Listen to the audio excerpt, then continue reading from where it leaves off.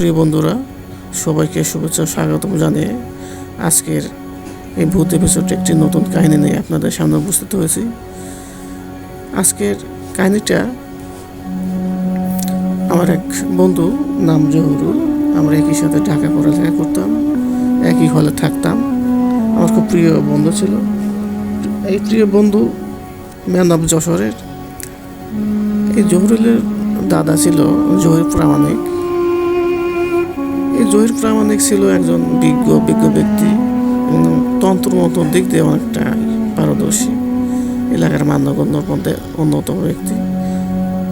তাদের একটা সার্কেল ছিল, 4 বন্ধুর একটা সার্কেল ছিল। তারা সব কাজ করতো একসাথে, যেখানে যেত একসাথে যেত।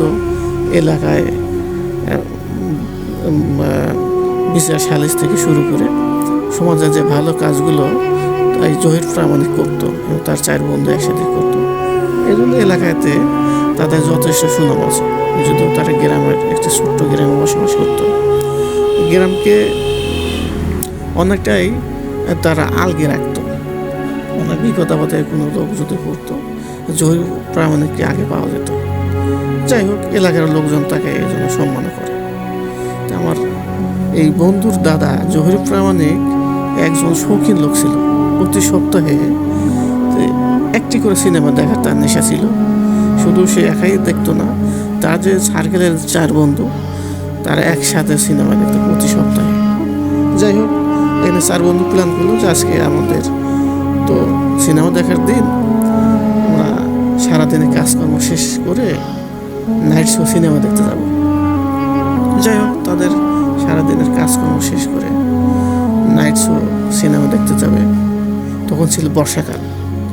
শুধু তাই না, আকাশে পূর্ণিমা, চাঁদ, জ্যোৎস্না, খুবই মনোরম একটা পরিবেশ চলছিল ওই সময়। আমার এই বন্ধুর দাদা জহির প্রামাণিক গ্রাম থেকে নৌকো যোগে যেতে হয় শহরে। তখন ছিল যেহেতু বর্ষাকাল। নাইট শো সিনেমা দেখার জন্য 4 বন্ধু রওনা দিলেন নৌকো যোগে নদী পথে। যাইতে যাইতে প্রতিমধ্যে মাঝখানে নদীর 2 প্রান্তে বিশাল খোলা মাঠ, প্রান্তর, আকাশে পূর্ণিমার জ্যোৎস্না। ওনারা বিভিন্ন খোঁজ গল্প করতে করতে নৌকো বায়া চলছেন সিনেমা দেখার জন্য শহরে। এই কিছু দূর যাইতেই পাশে দেখে নদীর কিনারায় একটা সুন্দর সাজে সজ্জিত বউ, নতুন বউ।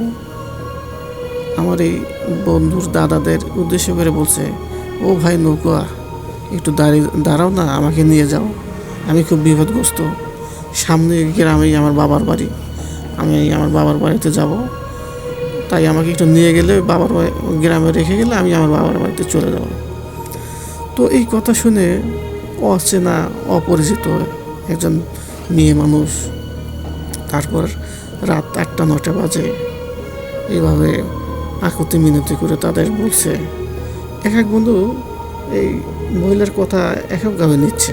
এ বলছে, না, একে নিয়ে গেলে আমরা বিপদে পড়বো। আর আমি বলছে, না, যেহেতু মেয়েটা বিপদে পড়ছে, তাকে নিয়ে যাই আমাদের উত্তম হবে।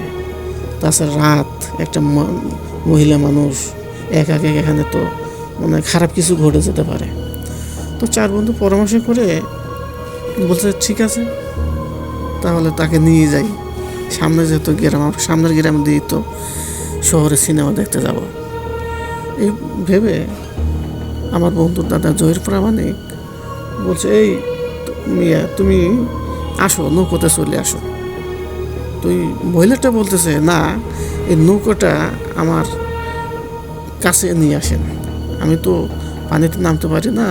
ওই সময় পানি ছিল চাকচিক্য, আসা যাবে, সমস্যা হয় না। কিন্তু ওই মহিলাটা যে মেয়ে সেজে বসে আছে,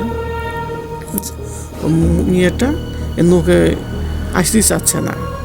ওই মেয়েটা বলতেছে, আপনারা একটু কষ্ট করে নৌকোটা কিনারে ভিড়ে দেন, তাহলে আমি, অথবা আপনারা যে কোনো 2জন এসে আমাকে একটু দয়া করে নিয়ে যান।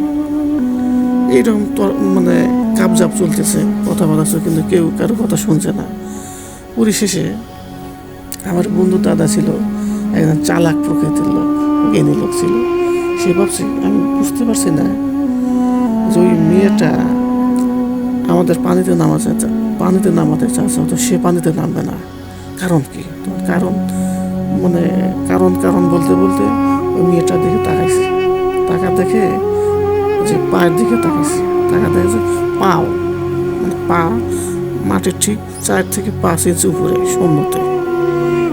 তখন আমার ওই বন্ধুর দাদা জহির প্রাণিত ছিল, খুব বুদ্ধিমান লোক তখন, আর জাদুবিদ্যায় তো পারদর্শী ছিল। তো সে বুঝতে বাকি তার রইল না যে সে মানুষ না, সে একটা ভূত বা পেতনি। তখন আমার ওই বন্ধুর দাদা বাকি যে 3 বন্ধু ছিল নৌকায় বসে বলে, এই শোন, এই কিন্তু মানুষ না, এই একটা ভূত, ওটা পেতনি হবে।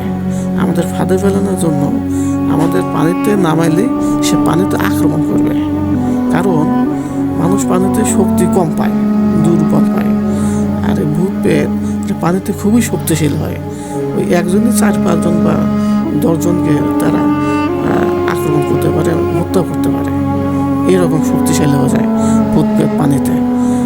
তখন আমার এই দাদার কথা শুনে, আমার এই বন্ধুর দাদার কথা শুনে বাকি 3 বন্ধু বলে, আসলে তো তাই। প্রায় আধা ঘন্টা 1 ঘন্টা ধরে আমাদের সাথে এইরকম নাটক করতেছে আমাদের ফেলার জন্য। এদিকে আমি সিনেমা দেখতে যাব, সে সিনেমাটাও আমাদের দেখা পণ্ড হয়ে গেল এই মহিলাটার জন্য, এই পেতনির জন্য বা ভূতের জন্য।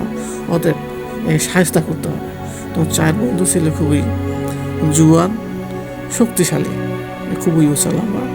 4 বন্ধু লাফিয়ে পেতনিটাকে ধরার জন্য যে আছে, পেতনিটা বুঝতে পারছে যে আমাকে তো এখন ধরে ফেলবে, আমাকে আক্রমণ করার জন্য এই 4 জন লাফিয়ে আমার কাছে আসতেছে। তখন পেতনি বাঁচার তাগিদে, ভয়ে বাঁচার তাগিদে দিয়ে ওই খোলা মাঠ আছে না, ওই খোলা মাঠ বড় দৌড়ে পালিয়ে যাচ্ছে। তখন এই আমার এই বন্ধু দাদা আর 3 বন্ধু তারাও পিছে ওই পেতনিটাকে তাড়িয়ে নিয়ে যাচ্ছে, কারণ খোলা মাঠ, জ্যোৎস্না রাত, ও কোন দিকে দৌড়ে যাচ্ছে সব দেখা যাচ্ছে। পিছে আমার বন্ধু দাদা আর 3 বন্ধু, 4 বন্ধু মিলে ধাওয়া করতে হতে পেতনি একটা পর্যায়ে খোলা মাঠে মাঝখানে ছিল একটি আম বাগিচা। ওই আম বাগিচার ভিতরে যায় লুকানোর চেষ্টা করতেছে। তো ওই 4 বন্ধু ওই পেতনিটাকে ধরার জন্য চারোদিক ছড়িয়ে ছিটে আছে। খুঁজতে আমার বন্ধুর যে দাদা, সে দেখে যে ওই পেতনিটা একটা বড় আম গাছে বেয়ে উপরের দিকে উঠে যাচ্ছে। তখন সে দেখে ফেলে এবং আমার বন্ধুর দাদা জহির প্রামাণিক থাপা দিয়ে তার পা টেনে হেঁচড়ে নিচে নামিয়ে এনে পাশে ছিল একটা বাঁশের লাঠি, ওই লাঠি দিয়ে আচ্ছা মতো পেতনিটাকে পিটাতে থাকে। পেতনি তখন চিৎকার শুরু করে দেয়। ওই চিৎকার শুনে ওই আমার বন্ধুর যে দাদা জহির প্রামাণিকের সাথে 3 বন্ধু ছিল, ওই 3 বন্ধু ওই চিৎকার শুনে চলে আসে তার কাছে। আসে দেখে যে পেতনিটাকে জহির প্রামাণিক পিটাচ্ছে, এদিক সেদিক উল্টা পাল্টা পিটাচ্ছে। ওটা দেখে আমার ওই বন্ধুর দাদার যে 3 বন্ধু, তারা 3 জন আর জহির প্রামাণিক 4 জন লাচ্ছার মধ্যে দোলাই দিয়েছে। খুব পিটাতে এক মুহূর্তে প্রায় মারা যাওয়ার অবস্থা। তখন পেতনি হাতে পায়ে ধরে অনুরোধ করতেছে, আমাকে তোর আর মারিস না, আমার ভুল হয়ে গেছে। পেতনি চিৎকার কান্নাকাটি করতেছে আর বলতে, তোর আমাকে আর মারিস না, আমার ভুল হয়ে গেছে, আমি তোদের বুঝতে পারি নাই। বিশেষ করে জহির প্রামাণিককে, কারণ জহির প্রামাণিক ছিল তন্ত্রবিদ্যায় একজন পারদর্শী ব্যক্তি। যাই হোক, পেতনির এই অনুরোধে সবাই স্তব্ধ হয়ে দেখলো যে আসলে তো এইভাবে যদি পিটাতে থাকি তাহলে তো আসলে মারা যায়। আর যেহেতু ভুল স্বীকার করতেছে, তাহলে ওকে হয়তো একটা সুযোগ দেওয়া যেতে পারে। এইভাবে বলছে, ঠিক আছে, তোকে ছেড়ে দিতে পারি, শর্ত আছে। কি শর্ত? যেখান থেকে চলে যাবে আজকে, আর কখনো এখানে আসতে পারবে না। এবং এই এলাকায় কোনো ব্যক্তিকে এই ধরনের হাতে ফেলার চেষ্টা করবি না, কাউকে ভয় দেখাবি না, কারোর সাথে কোনো ধরনের ভয়ঙ্কর আচরণ করবি না। আজ থেকে এখান থেকে তুই চলে যেতে হবে। তো যাই হোক, পেতনি দেখছে যে যেহেতু আমাকে ছেড়ে দিচ্ছে, আমি শর্ত মেনে নিই। তখন পেতনি বলে, ঠিক আছে, আমি আর কখনোই আসবো না, তাও আমাকে ছেড়ে, তোরা আর আমাকে আর মারিস না, আমাকে আর কষ্ট দিস না, কখনো আর এইদিকে আসবো না, এই এরিয়াতেই আসবো না, এই গ্রামে আসবো না, আমাকে ছেড়ে দে তোরা। যাই হোক, পেতনিটাকে শর্ত সাপেক্ষে ছেড়ে দেয়। ছেড়ে দিয়ে চার বন্ধুর মনে খুব কষ্ট যে দেখতে যাব সিনেমা, এসে পেতনির খপ্পরে পড়লাম, সিনেমাও দেখা হলো না, এখন বাড়ি গিয়ে যার যার মতো ঘুমিয়ে পড়ি। রাত প্রায় 12টার মতো বেজে গেছে। পরে চার বন্ধু আবার সেই নদীতে এসে নৌকো যোগে তাদের নিজ নিজ বাড়িতে যে ঘুমিয়ে পড়ে। কিন্তু এখানে ভয়ের একটা কারণ হলো, বা মজার একটা কারণ হলো, যে ওই জহির প্রামাণিক বাড়িতে যখন ঘুমানোর পরেই ওই রাতেই একটু পরেই ওই পেতনি এসে ওই জহির প্রামাণিকের নাম ধরে আছে, এই জহির প্রামাণিক ওঠ ওঠ। তখন জহির প্রামাণিক হঠাৎ ঘুম থেকে ওঠে, কি, কে তুই? বলে যে আমি সেই পেতনি, তুই আবার এসেছিস, আবার আবার পিটাবো নাকি তোকে? না না, আমাকে আর মারিস না, আমাকে একটা জিনিস দে, আমি তাহলে নিয়ে চলে যাব। তখন জহির প্রামাণিক দাদা বলছে যে কি জিনিস? বলে তখন পেতনিটা বলছে যে তোরা যখন আমাকে পিটাইস তখন তোর পাঞ্জাবির বতমের সাথে আমার 3টে চুল লেগে আছে। ওই 3টে চুল না নিয়ে আমি আমার সমাজে যেতে পারতেছি না। আমার সমাজ ব্যবস্থা তো আছে, আমাদের একটা সমাজ আছে, ওই সমাজের সবাই আমাকে বলতেছে যে চুল কাটা পেতনি, চুল কাটা পেতনি, এই বলে আমাকে ওই সমাজে উঠতে দিচ্ছে না।